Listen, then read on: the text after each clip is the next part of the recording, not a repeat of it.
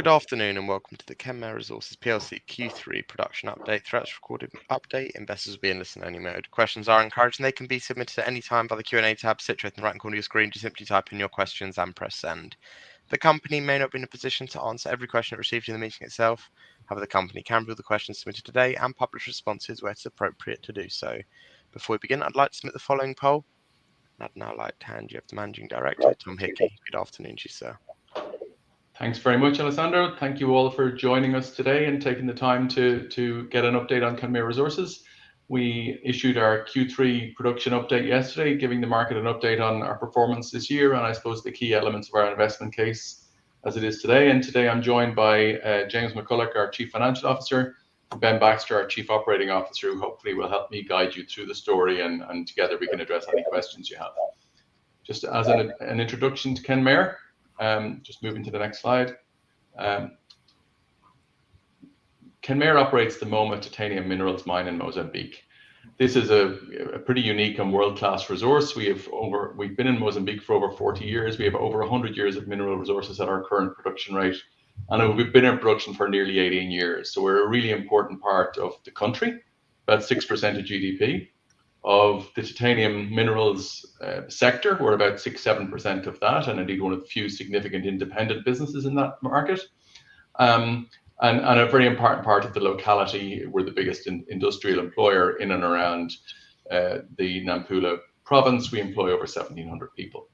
And we work hard to make sure that we keep all those stakeholders balanced. We work hard to make sure that we're a good contributor to the local and national economy. And I think the investments we've made in the region and our general attitude to sustainability and being a good neighbor, and also the fact that we use substantially only renewable energy sources in our activities has allowed us to be included in the FTSE4Good index, which is I suppose a good indication of KENMARE's approach to its business and how we take a long-term view.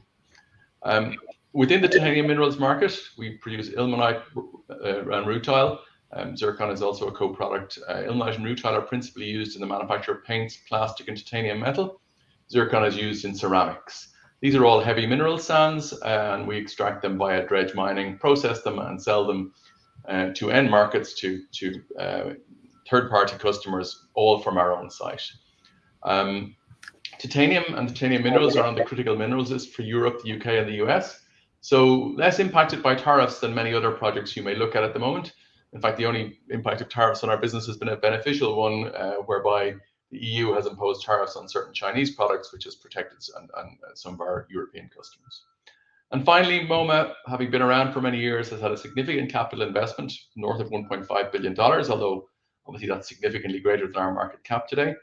And we're currently in the middle of a very significant capital investment that Ben will talk about. Our wet concentrator plant A, which is our biggest mining plant, is moving to Nataka, which is our biggest ore body. Nataka is 70% of our reserves. It's the future of the company, and we'd like to take you through what our plans to operate in it are today. So just moving on to touch on the mineral sands. Mineral sands are, I suppose, what you would call a quality of life product. They're essential to modern life. They're all around you.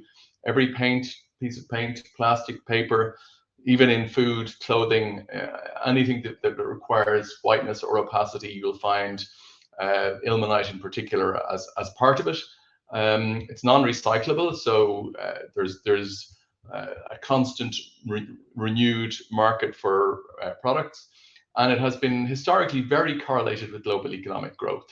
And you can see on the bottom right of that slide a very stark difference between the consumption per capita in North America and Western Europe, more developed first world economies, and the emerging markets of Central Europe, Asia Pacific, China, excluding China and Japan, and the Middle East and Africa. And in reality, that increasing urbanization, progressive prosperity, these are opportunities for us, for our products, in that as people become more prosperous, they use more pigment, they consume more titanium minerals, they paint their houses more often, and that creates that demand that we talk about. Clearly, some of the global conflicts in recent years, and indeed perhaps some of the challenges faced by the Chinese real estate industry, have impacted demand in recent years, but they've also impacted investment in new projects. And we certainly, after a short interval, foresee a shortage of supply over the coming years. Maybe not this, certainly not this year, and maybe not next year, but certainly emerging, because we're certainly nowhere near incentive prices for new projects to be built at the moment.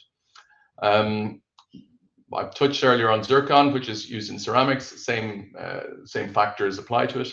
And we also have a small degree of rare earth elements, including the mineral monazite, which is used in a lot of applications relevant to the energy transition, including magnets for wind turbines. So look, I think while you mightn't hear much about titanium minerals or mineral sands, they're ubiquitous. You use them every day. You can't recycle them. And we see a significant and sustained growth opportunity in that market. Next slide, please.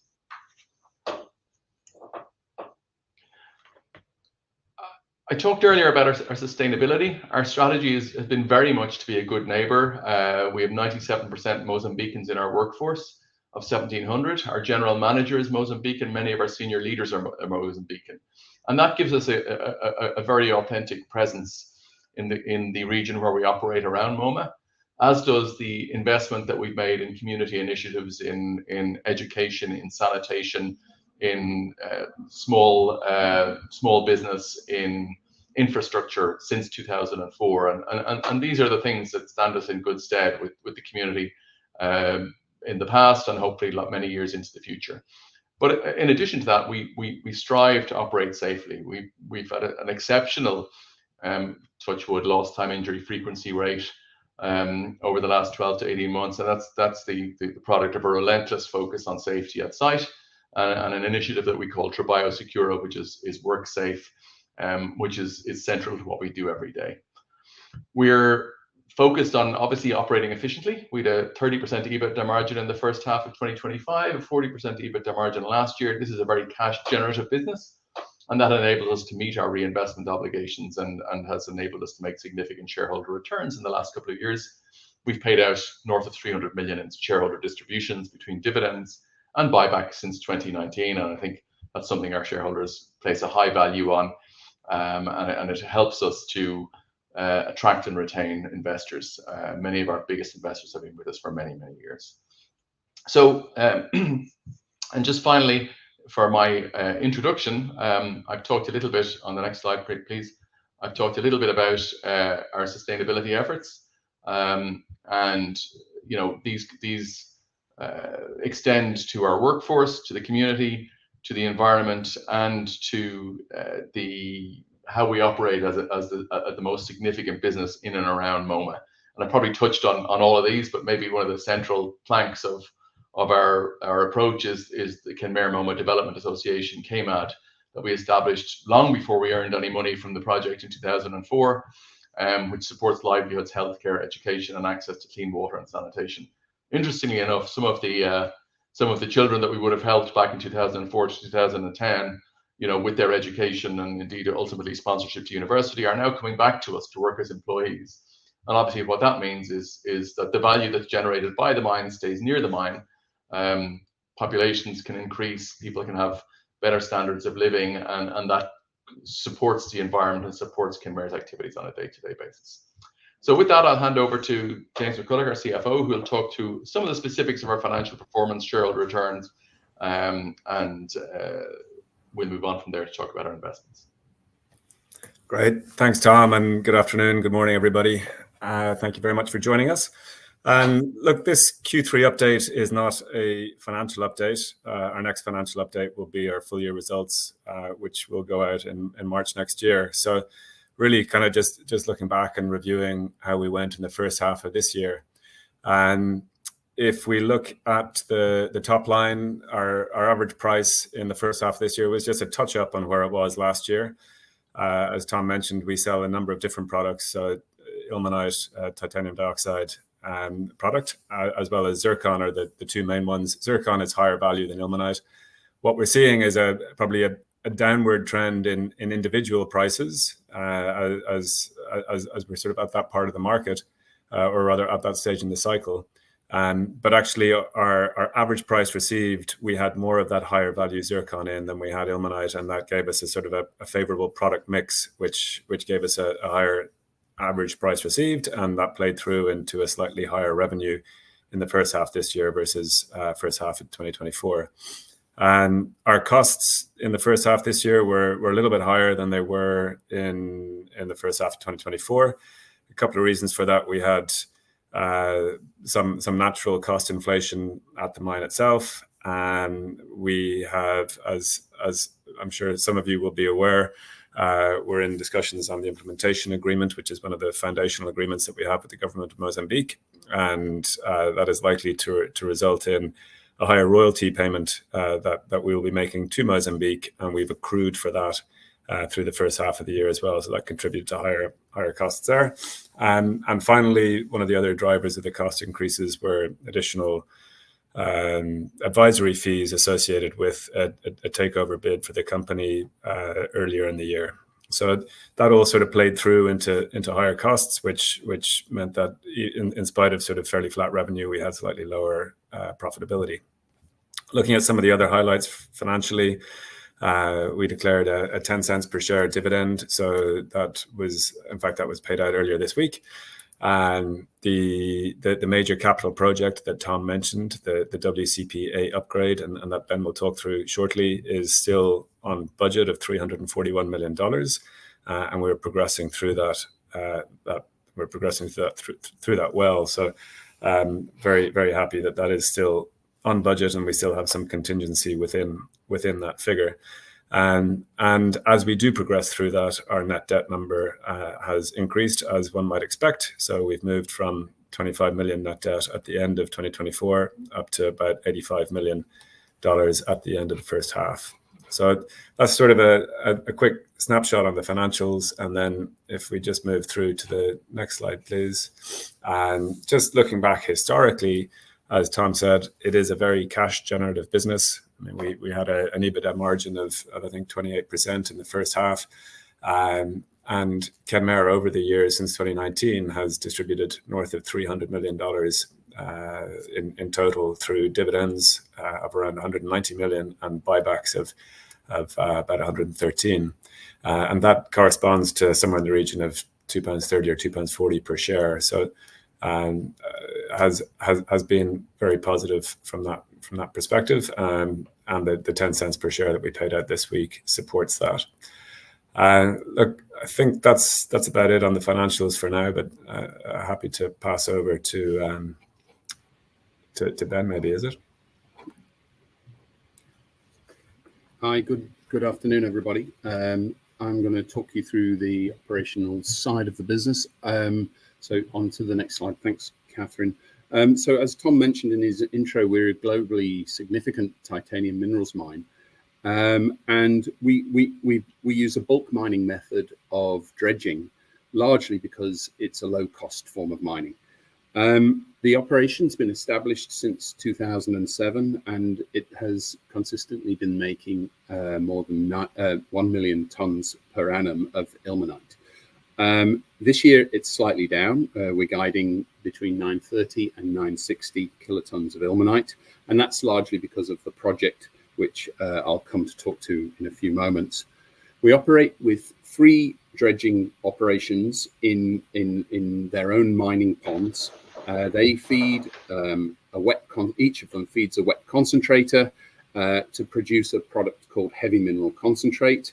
We then take that concentrate to a processing facility and separate the valuable heavy minerals from within the concentrate into their constituent parts of ilmenite, rutile, zircon, and a monazite containing concentrate called MSC.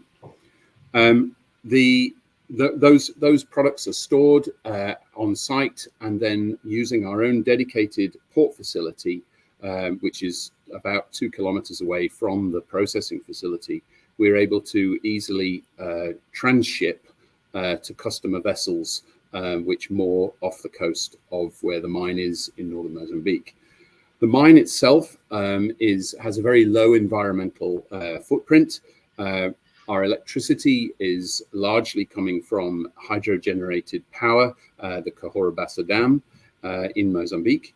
And after the mining process has taken place, we progressively rehabilitate the land and hand it back to the local communities for subsistence agriculture and for forestry. The other notable part of our mining process is that it is only a physical process. There are no chemicals involved, and so our environmental footprint or potential for contamination of the environment is very, very low. If I move on to the production and outcomes of the past quarter, the quarter was really impacted by two main features.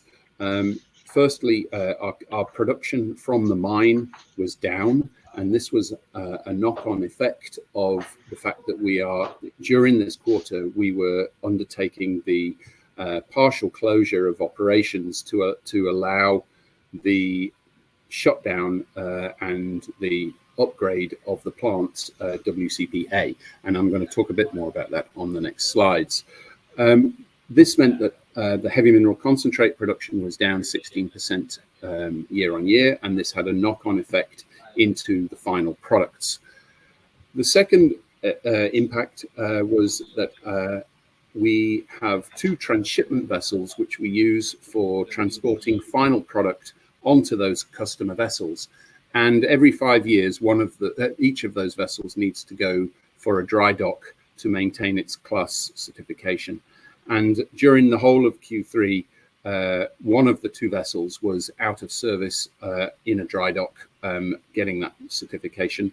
And so that had a knock-on effect on our ability to make sales. And so shipments were down 25%.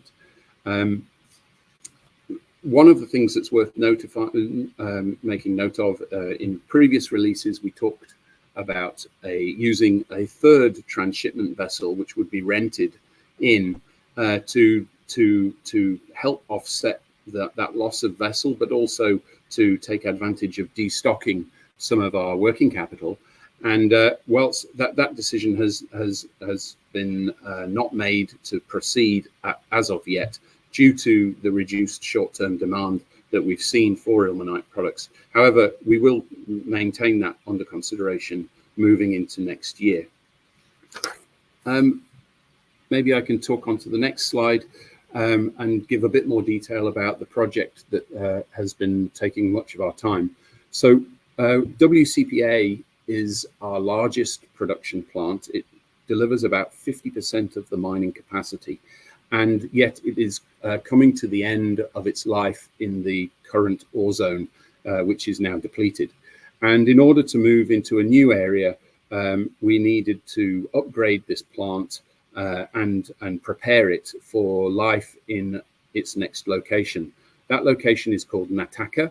It's a large ore body representing 71% of the 9 billion tons of ore that KENMARE has.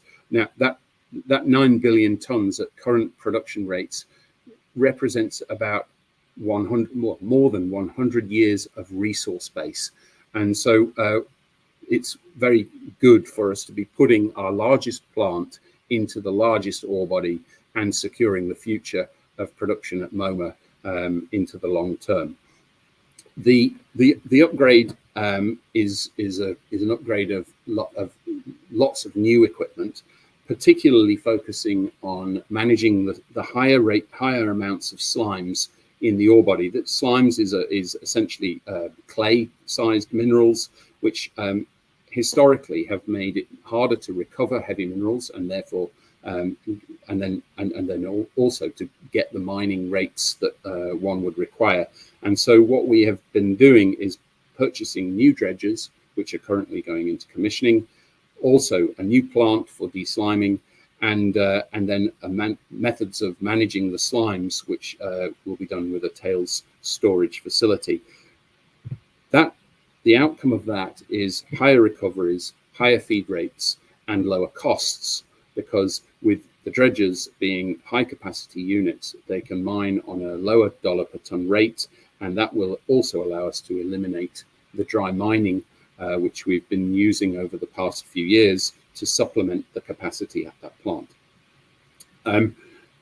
The project capital is $341 million on that project, and it's more than 80% complete by the end of this year.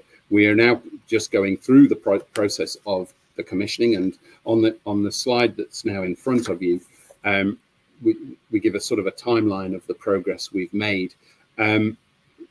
Back in the end of in July, we had the delivery of the dredges arriving at MoMA, and they were landed from the sea onto the beach and brought to the new mining plant area and a staging pond. And in the bottom photograph on the left, you can see those dredges are preparing already in a floated pond with a new desliming facility in place. We since used the old dredges to break through and mine and then connected that new equipment onto the older concentrator plant, which is the only part of that process that remains. We also have completed the tail storage facility by September, and in the first parts of October have started heavy mineral concentrate production again, and we are currently in the ramp-up process as each of the new pieces of component work are being commissioned. And that commissioning process is expected to take place over the coming quarter, and by the end of this year, we expect to have ramped up production to the capacity levels of the new plant. On the next slide, thanks, Catherine, just to look at the capital spend. By the end of the year, the project will be substantially de-risked. We have currently, or by the end of the year, 80% of the capital of this $341 million project will have been spent. And already, in fact, we are seeing that the capital spend has peaked in the past and will fall from here on. The higher capacity dredges will also have a positive effect on our operating costs going forwards, since the dry mining will cease by the end of the year. And in terms of the project funding, it's worth just reminding that we're funding this $341 million project through existing cash resources. Our debt facility, which at the half year was still had $70 million undrawn. We have operating cash flow in the meantime and good shipments expected in the second half of this year, and also operating factoring and trade facilities to manage those receivables as required. With that, I shall pass on to Tom, who's going to give us an update on the market. Thank you. Thanks very much, Ben. Hopefully it gave you some good insight into what an exciting project we have at Nataka and how successfully we've been navigating our way through it. And what I'd like to do now is just give you an update on our markets. I think KENMARE has had a couple of very good years between 2022 and 24, and I think we recognize that when prices are strong, you get new entrants into the market. I think we also, as I said at the outset, can have periods where demand is slightly weaker, while over the long term, demand will certainly correlate to economic growth. If you have interruptions, as perhaps we've had with Chinese economic performance and indeed conflict in certain areas plus tariffs, that can lead to temporarily weaker demand. And we are seeing a little bit of that at the moment. From KENMARE's perspective, we have very strong partnerships with our customers. Many of our customers have been with us since our first day of production, and indeed we added new customers in the first half of this year. It's been our experience that we can sell everything we produce.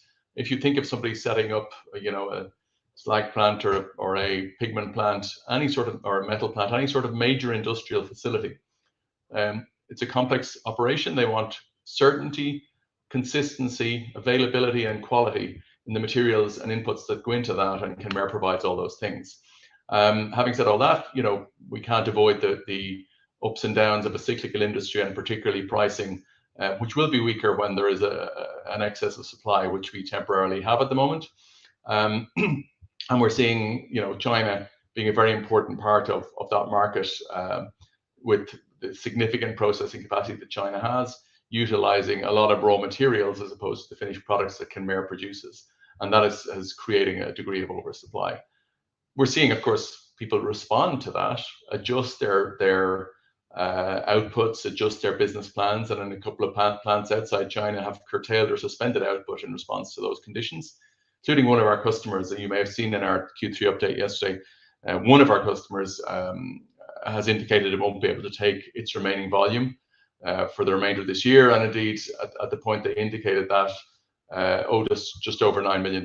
And this is an unusual experience for us. KENMARE has never had a bad debt, and we work well with our customers through challenges that they have had. And I think we are continuing to engage with that customer to understand how and when we can recover the amounts owing, and we still retain title to the materials until we're paid those amounts.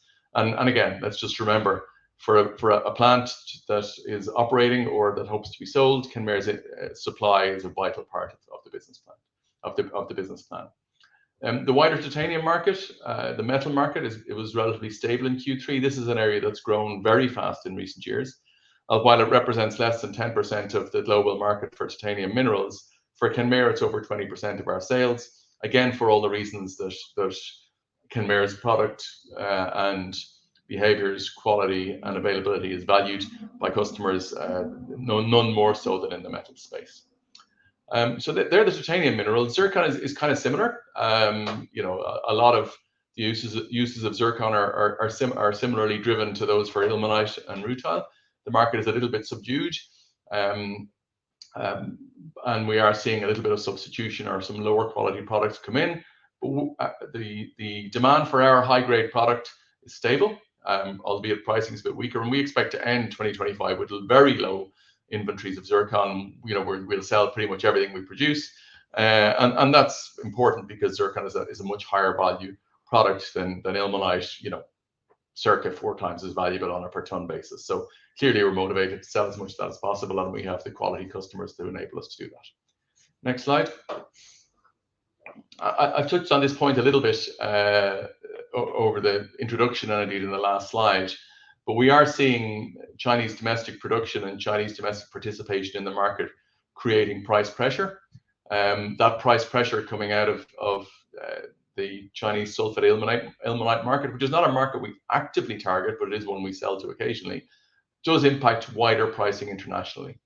And around us in Mozambique, there are a number of Chinese producers who have entered production in the last couple of years.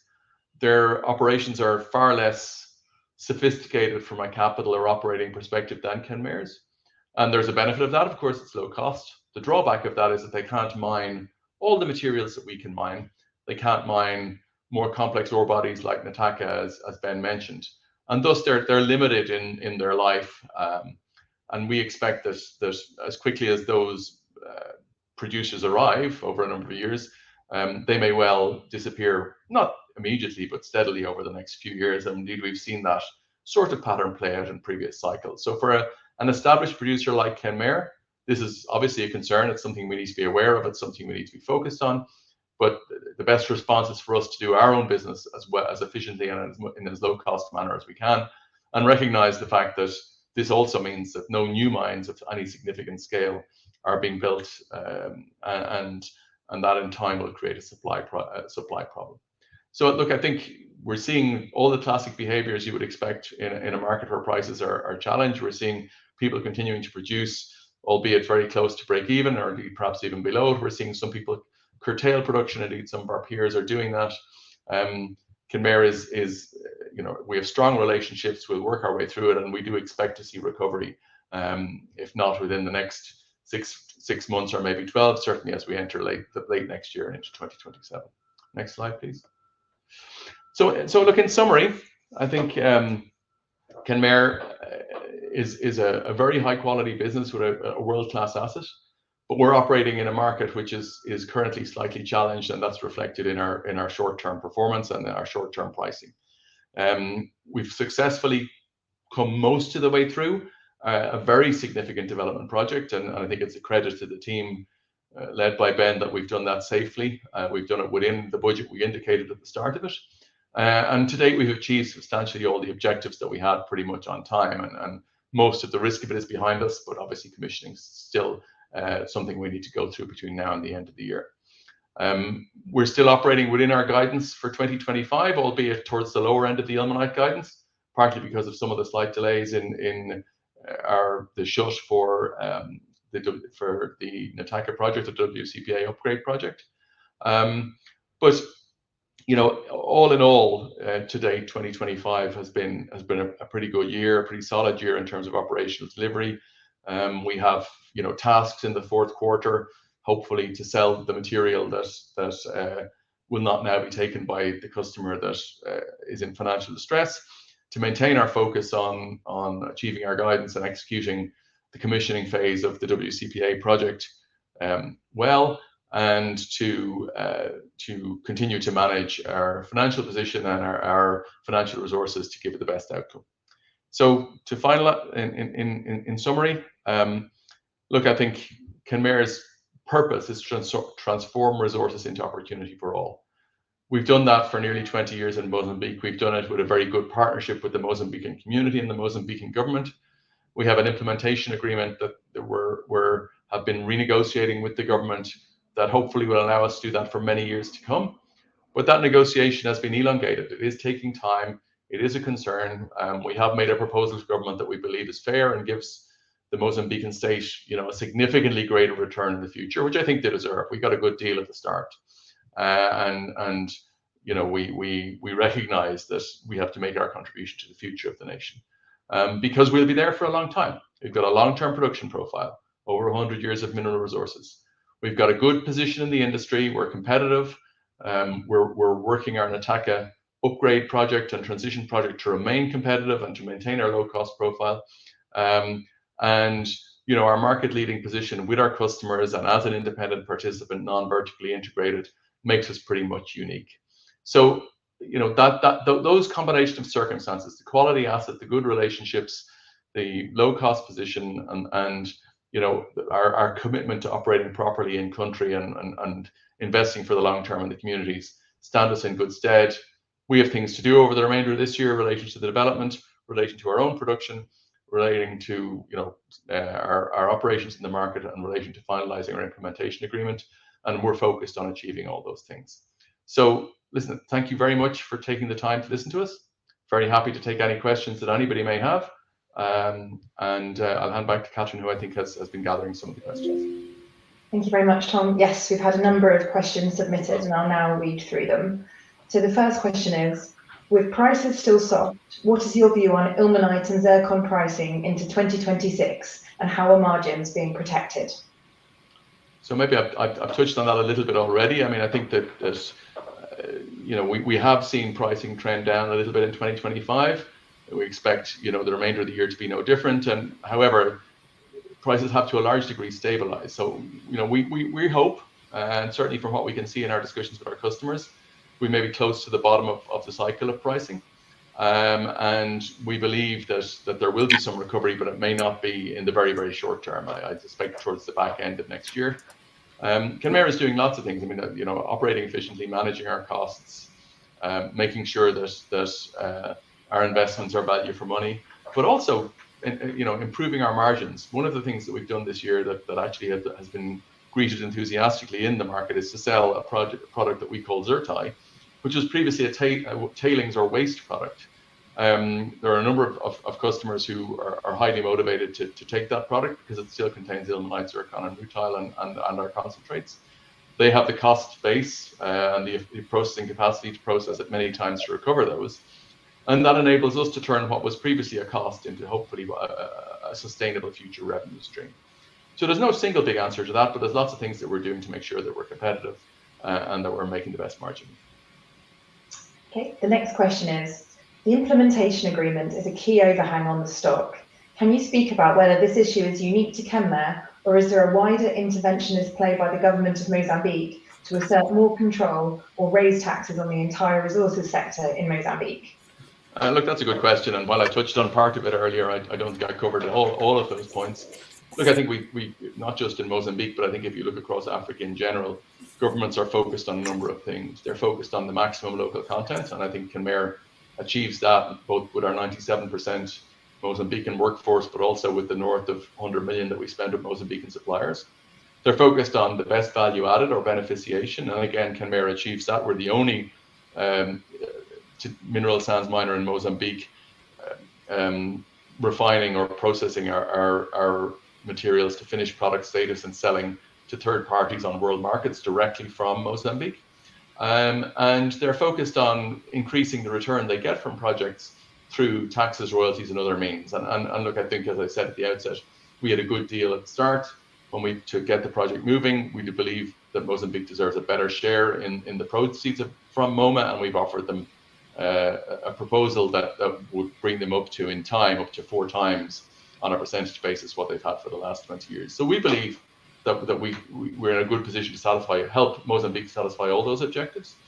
But I think we are only one company, and I know that Mozambique has been, is certainly considering how it deals with new entrants to the mining industry. They're upgrading their mining code. We wouldn't be subject to it because of our own regulations, which were put in place many years ago. And they're very focused on securing investment in natural resources projects in the hydrocarbon space with ENI and with Total. And look, these investments and the international companies that make them will be central to Mozambique's recovery and increasing prosperity. So, of course, they're a high priority.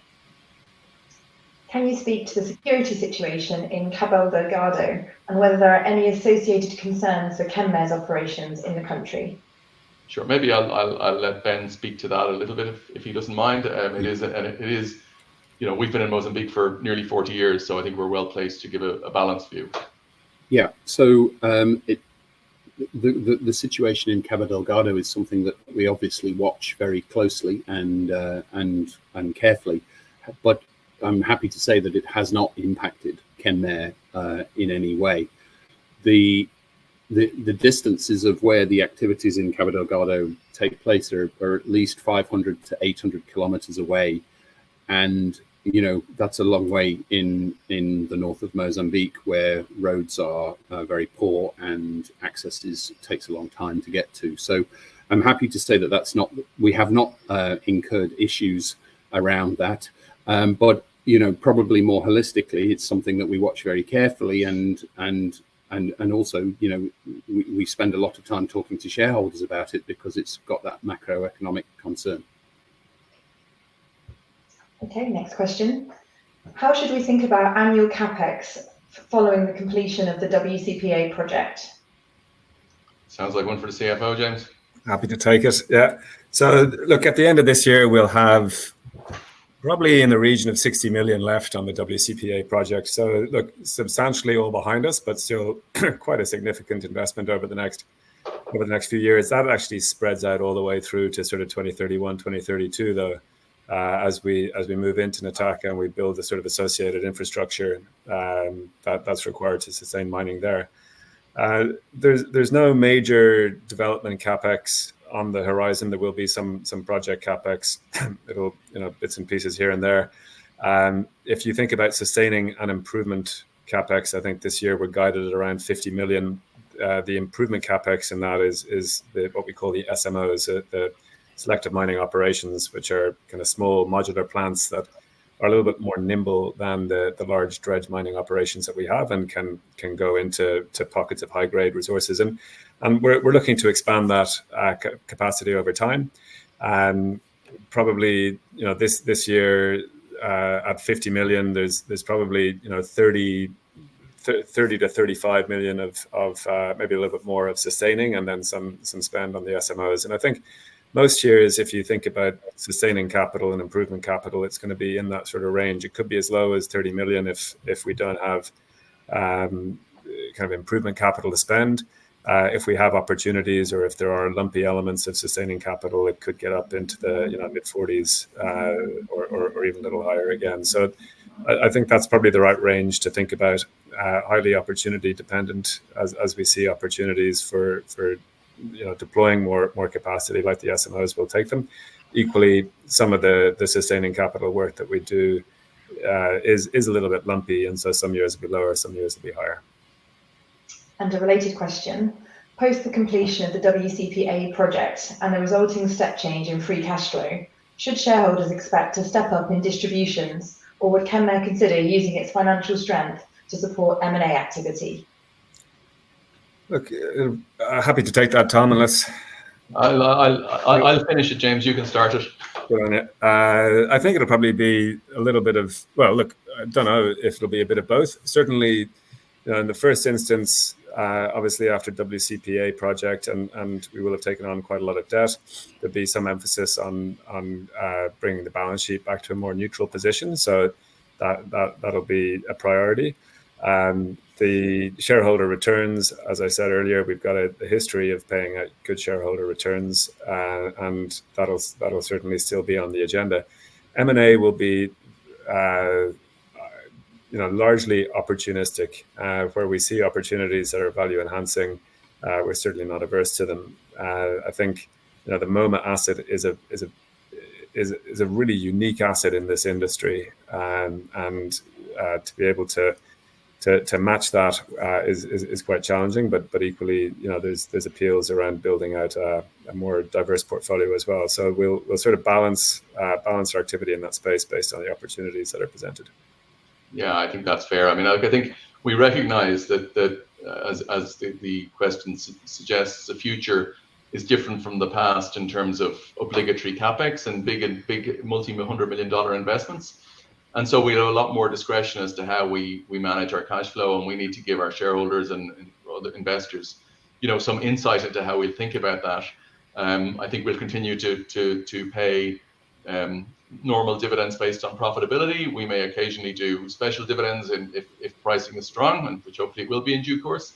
I suppose we always have to balance, the opportunistic M&A that James spoke about there, with the fact that our own shares represent a pretty good investment too. And the biggest buyer of KENMARE shares in the last 5 years has been KENMARE. We bought back 15% of the register because we believe in the long-term value of the business. And I think our shareholders want to understand that we think about the business the way they do as well. So, and look, I think James is absolutely right. Our first priority will be stabilization, de-gearing, and proving that we can operate well and attack it. Then we lift our head, think about the what next.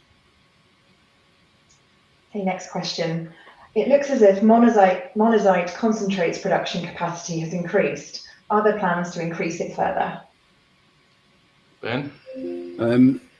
Certainly, the production of our monazite rich product has improved. A lot of it is down to the way we've been processing elsewhere. So as we do better at making better zircon products, and we're better able to separate away the monazite content. So we've done better over the last few years at improving that.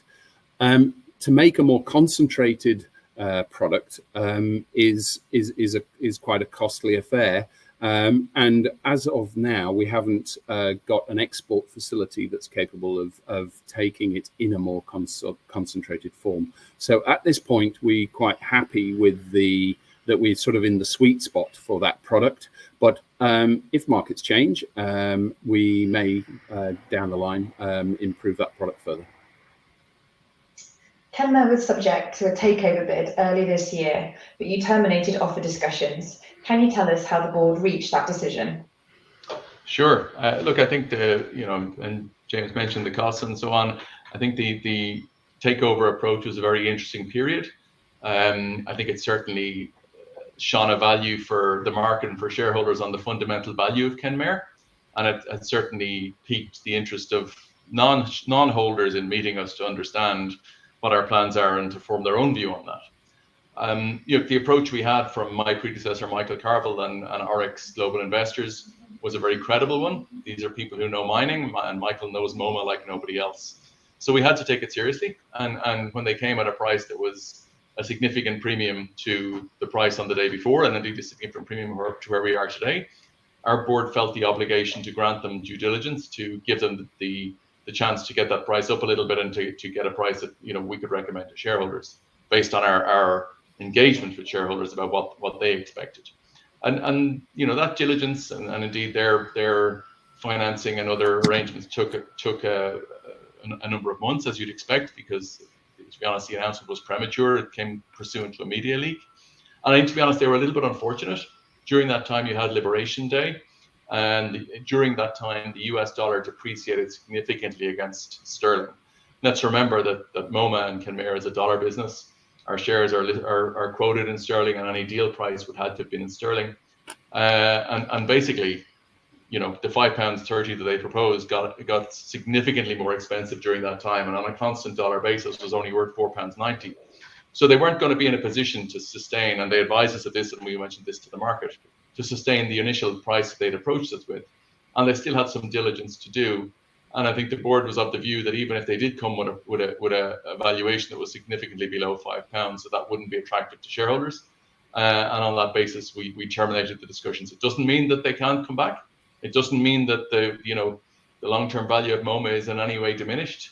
It doesn't mean that we and the shareholders don't believe that in a couple of years' time, when the capex is passed and hopefully our implementation agreement is concluded and pricing is better, that an approach might not be made at a substantially better price. But it was a seemingly logical decision to make at the time, and I think we spoke to probably 70% of our share register in the days afterwards, and they all supported that decision without much debate.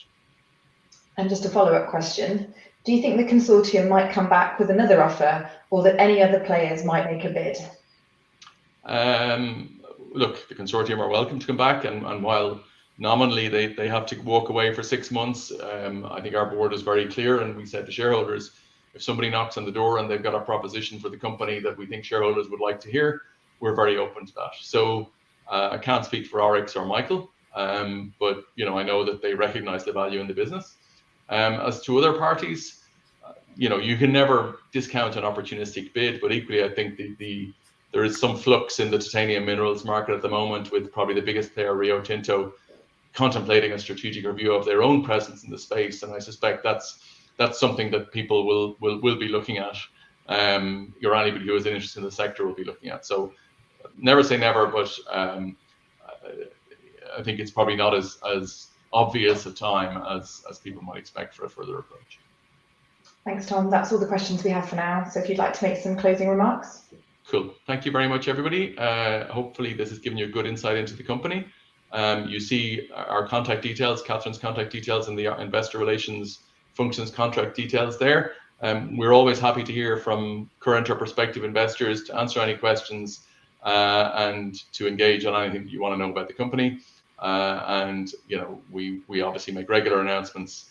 I would also advise you or suggest that you keep an eye on our website, where we have really outstanding updates on the WCPA project development progress, which shows you, not quite on a daily, but certainly on a weekly basis, what's happening, and it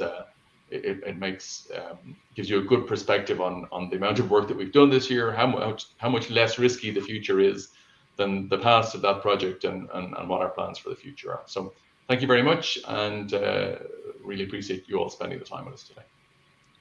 That's great. Well, thank you all for updating investors today. Could I please ask investors not to close the session, as you now be automatically redirected to provide your feedback in order that the management team can better understand your views and expectations. This will only take a few moments to complete, but I'm sure will be greatly valued by the company. On behalf of the management team of KENMARE Resources PLC, we'd like to thank you for attending today's presentation, and good afternoon to you all.